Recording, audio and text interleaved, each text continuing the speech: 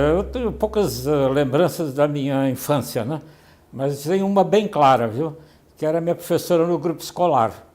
E ela acho que teve um papel importante em me levar para essa direção, porque ela, com 7 anos, ela imediatamente achou que eu era uma pessoa curiosa e que tinha promessa, e me encorajou.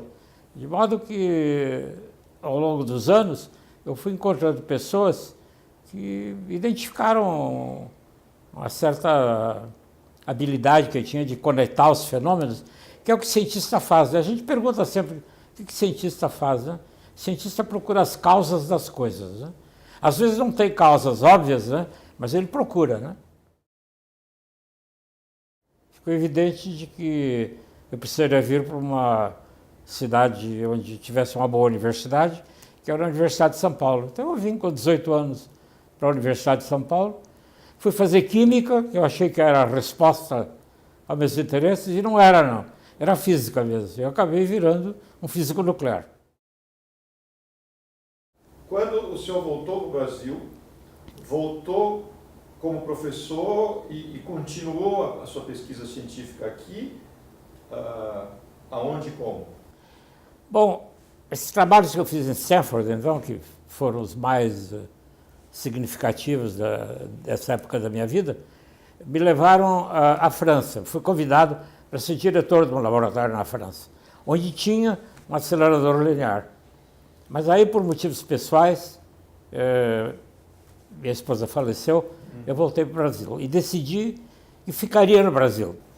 Ainda como cientista, eu sei que o senhor, a partir de um certo momento, passou a ter um interesse muito grande pela questão do meio ambiente, certo, e das energias alternativas. Como é que foi isso? Isso foi um pouco mais tarde, porque eu voltei da França em meados da década de 60. E cerca de alguns anos depois, começou a se discutir muito a energia nuclear aqui no Brasil, porque o governo queria estimular a energia nuclear. E como eu era físico nuclear, eu entendia não só como fazia a energia nuclear, como as consequências que o uso de energia nuclear tinha. Isso é que me levou para o meio ambiente. A pergunta é uma pergunta que às vezes não é feita, mas eu fazia. Muito bem, se nós não aceitarmos a energia nuclear, o que nós vamos aceitar? Eu acho que só se opor à energia nuclear ou a qualquer outro tipo de energia não é suficiente, era preciso propor uma alternativa. E para propor alternativas, era preciso estudar energias renováveis, que na época era uma curiosidade. Sabe, a gente via esses desenhos de moinho de vento que tinha na Idade Média, né, e que o Cervantes captou tão bem no livro Dom Quixote, né? Mas na época já existiam. E pessoas como eu, então, começaram a trabalhar para viabilizar essas formas de energia como formas de energia que substituiriam a energia nuclear e que eram benignas para o meio ambiente. Foi assim que eu entrei nessa atividade de meio ambiente. A resposta depende para quem você pergunta, né? Se você pergunta para determinados cientistas, eles dirão que eles não querem responder essa pergunta, que eles simplesmente têm curiosidade e querem entender o que está acontecendo. Se é importante, se não é importante para ele. Isso, naturalmente, era uma época em que ciência não custava caro como custa hoje. Hoje, ciência exige uma quantidade enorme de equipamentos, de modo que só curiosidade científica não é uma coisa muito fácil de fazer. Mas a maioria dos cientistas que eu conheci, encontrei, e eu me incluo nessa categoria, eles são sensíveis às consequências do seu trabalho. Quer dizer, ele não só tem um interesse, como eu disse, de estabelecer relações causais entre fenômenos, entre causa e efeito, como também das consequências que isso pode ter na vida das pessoas. E essa não é só a visão de muitos cientistas, essa é a visão do governo.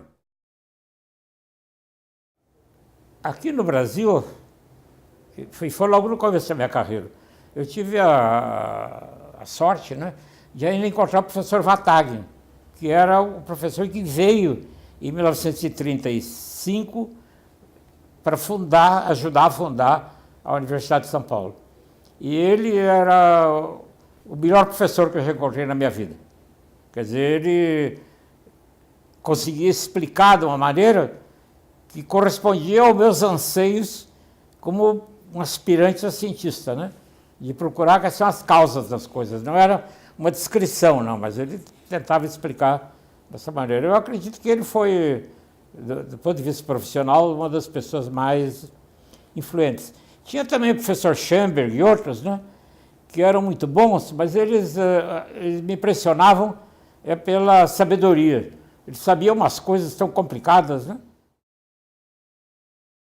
Hoje tem muitas oportunidades. Hoje, com essa parafernália de organizações que tem CNPq, CAPES, FAPESP, etc. e tal, um indivíduo que realmente está decidido a fazer uma carreira científica, ele vai conseguir apoio. Se ele for de uma família de posses modestas, como é a maioria das pessoas, né? Ele vai conseguir apoio. Aí depende dele, viu? Aí é código genético, viu? As pessoas perguntam por que você é um cientista, por que você é um engenheiro. Não é só para ganhar vida, não, é o código genético, viu? Quer dizer, e um pouco de educação. Quer dizer, bom, é como nós somos como seres humanos, né? Quer dizer, tem um pouco de código genético que nós herdamos e está acabado. Não, então tem pessoas que enxergam melhor que as outras, ouvem melhor que as outras, porque o código genético favoreceu elas. Então é isso. Então eu acho que os jovens hoje têm mais oportunidades. Agora, são carreiras difíceis. Elas não parecem ser difíceis porque tem essas oportunidades de viajar, mas você efetivamente se distinguir e contribuir de uma maneira real é mais difícil.